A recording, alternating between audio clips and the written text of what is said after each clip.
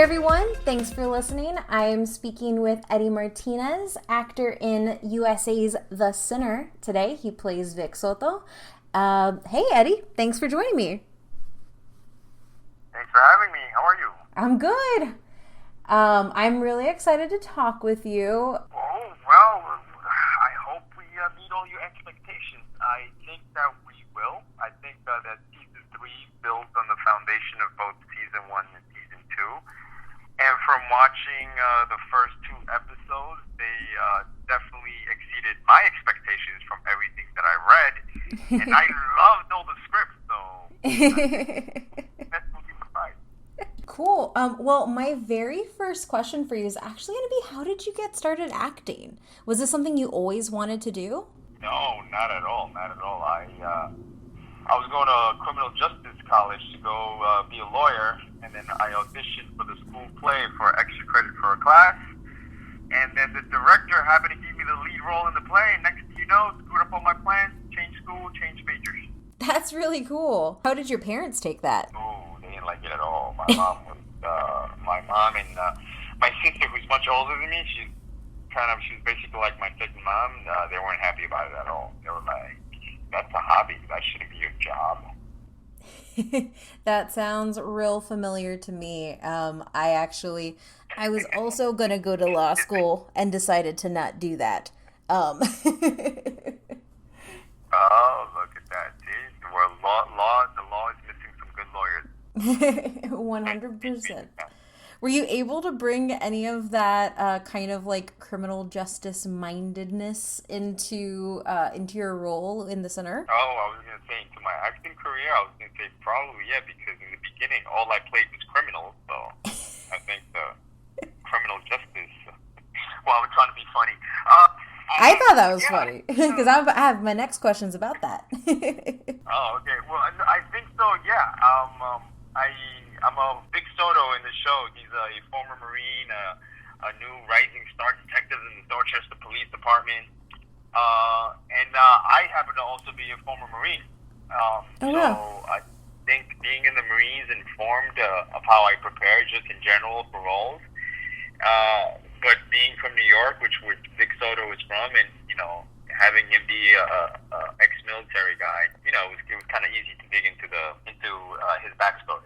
With that being such an easy fit for you, kind of rolling into it, what kind of preparation differs for, I guess, a good guy, quotation marks, and a bad guy, quotation marks? Because I know you just mentioned that you've played a lot of criminals so far.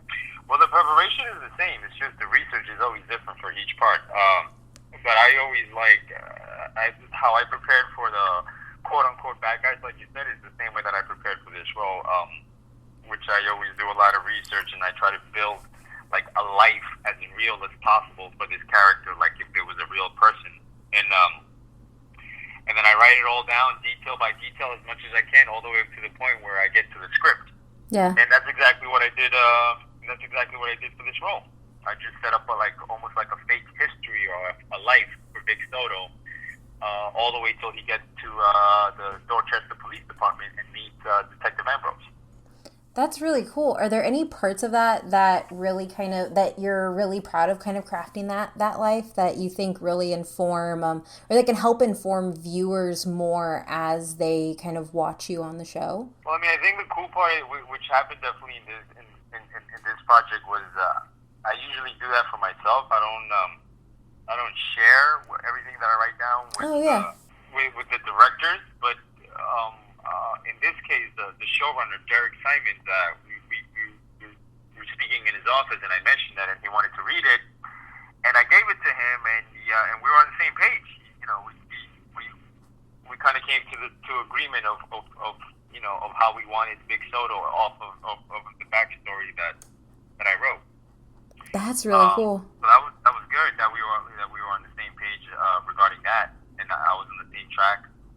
And then I guess the second part, and forgive me if I'm not answering the question, but the other thing that I liked is that I always feel like if I prepare, if I do all my job, if I put it out there and just have those thoughts in my head and having that history in my head, it's easier for me that once I get on set to just let go and just and whatever's gonna happen, let whatever's gonna happen. And if Yeah. I did my homework right, if I did all the work, if I feel like if I did all my work right, then it'll show up. Yeah. That makes a lot of sense, and I can't even imagine how it is to jump into the life of a new person essentially to act. So it makes sense that having that background would really help in that process. What really drew you to Well, I the tell you, I think that it's fun. Yeah? It's like work, but it's fun. Yeah, it's fun. It's a little bit draining towards the end when you're like, I guess, constantly thinking someone else's thoughts. Yeah. But that someone else is still like a pattern that I have in me. So, Yeah. but it's a little, especially not in this role because like you said, I'm playing opposite of what I usually play, a good guy. But when you play bad guys or someone who's always going to dark places, it gets a little bit draining towards the end. Yeah. But this case, it was fun all along. That's really Every cool. step of the way. So, do you have a favorite character that you've played so far? Is Vic Soto that? No, I think Vic Soto. I mean, there was a film that I did a couple of years ago where I got to play a vice president of a South American country called is a film called Bel Canto with Julianne Moore and Ken Watanabe. Yeah. And so that one I was pretty happy about too because again I was playing a vice president. Yeah. But I mean Vic Soto, I was stoked about this when I got hired. I told Derek, I'm just happy I'm not playing a drug dealer and I get to speak English. Yeah. I mean, on that too, do you feel like a lot because I'm Latina myself, like I'm Mexican American, so like I kind of like when I see Latinos in media, automatically like a lot of the times we're always typecast that way, right? Like how has that like do you feel like that's what's happened to you a little bit, or can you talk a little bit about the experience from your side? Because I just get to consume the media. I don't actually have to live making it. Yeah, definitely. I definitely think that. I mean, and definitely people of color, minorities get typecast into a certain type of role, but also everyone, just actors in general, especially Yeah. in the beginning, you get typecasted because people only think you can do what they've seen you do before. Yeah. So you kind of get pigeonholed in these sort of type of roles.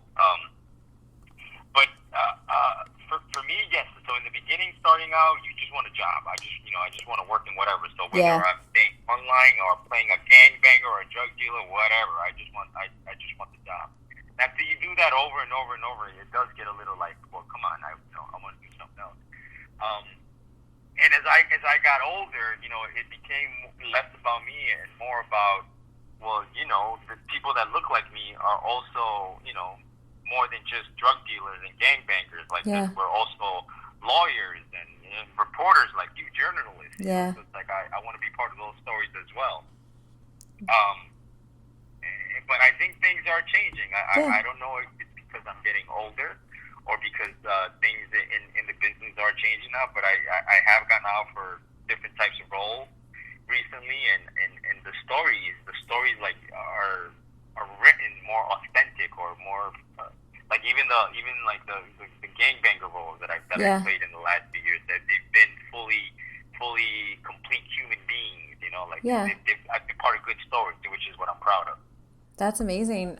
Do you have any I mean, it doesn't have to be like a very specific role, but do you have any people that you want to play in the future? Like, is there like an ideal role that you want for yourself, in your future of acting? I mean, I don't know if there's a specific role, but there's a few projects that I would love to be part of, and there's definitely a whole bunch of filmmakers or directors that I would love to work with. But I know through the grapevine, I read somewhere that they're doing Netflix is doing a TV series on a famous Colombian writer, Guy Garcia. Yes. And so so I would love to be part of that story.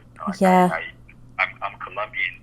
I was born in Colombia, and so I always have sort of like a thorn on the side or a chip on my shoulder when always people assume that Colombians everything is about coke and drugs.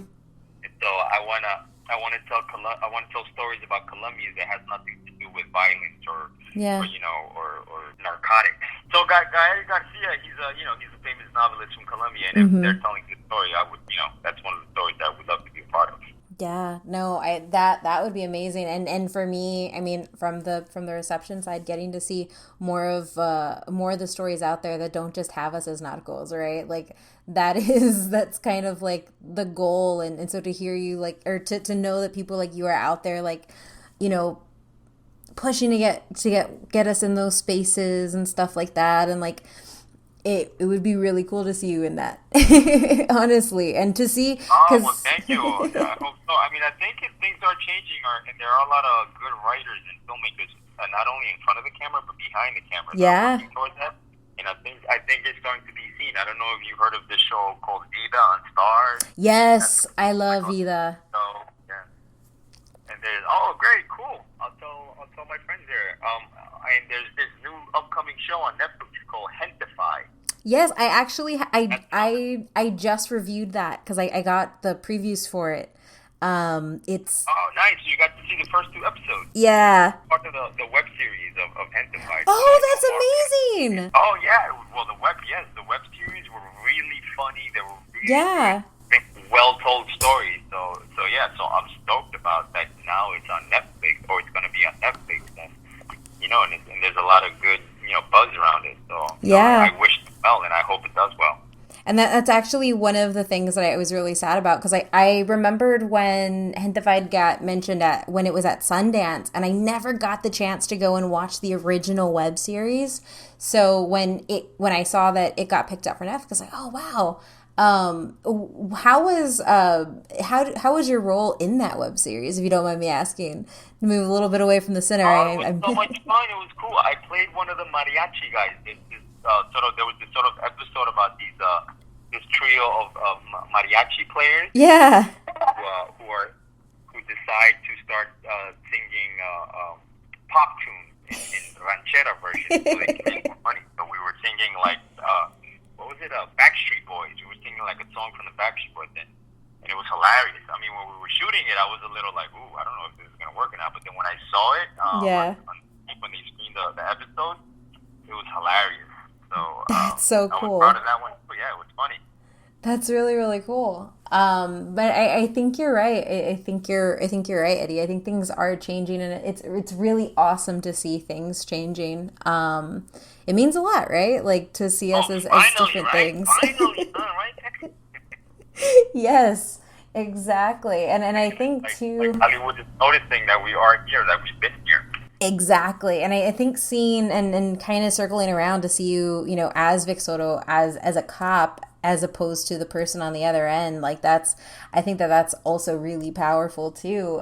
What really drew you to your role in that series? Well, I was already a fan of the show from like you. My wife and I binge watched season 1 in one night. I was a fan of the show. And then I just auditioned for it. When I got the audition for it, I was just stoked about it. And then when the offer came in, I was in heaven, because I was like, all right, I finally get to be part of a really good project where I don't get to be, where I'm not the drug dealer. So it's pretty cool. Yeah. And then when I saw the cast that I was going to end up working with, that was like the cherry on top. So what are you most excited for viewers to take away from season 3 and from your character in general? Well, season 3, like I was saying before, kind of builds on that whole foundation of the show, which, I mean, if you've watched the show, so that you know that kind of like the theme of the show, it departs from the traditional whodunit kind of, and it delves more into the why.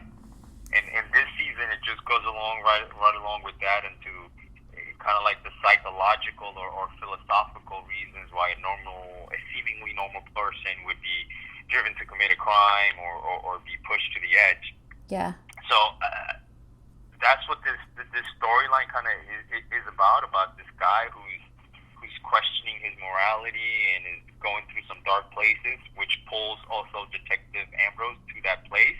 Mm-hmm. And just the ride, like reading the episodes, the episode that I'm most excited about watching is the last one, the eighth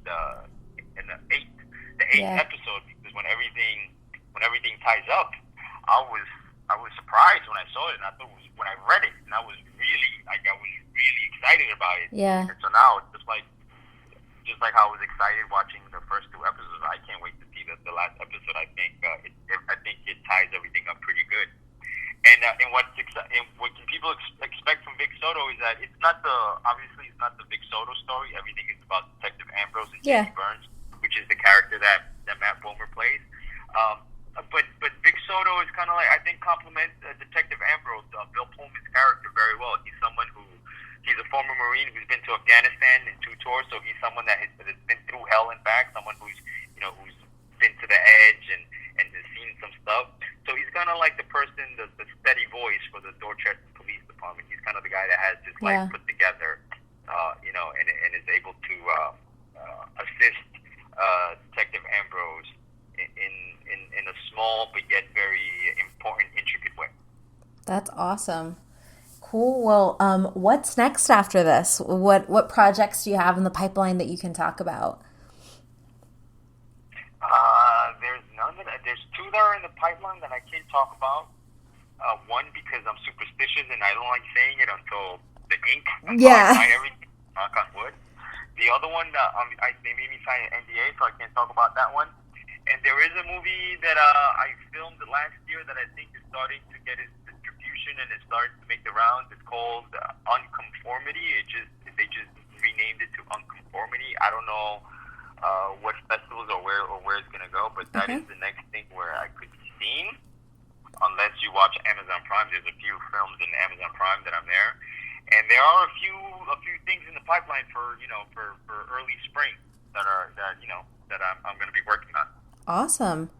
Well, if, thank you so much for, taking time out of your day to come and talk with me. If people want to follow you, keep up with what you're doing, where can they find you on the internet? Yes, on Instagram, Eddie Martinez 11, the number 11.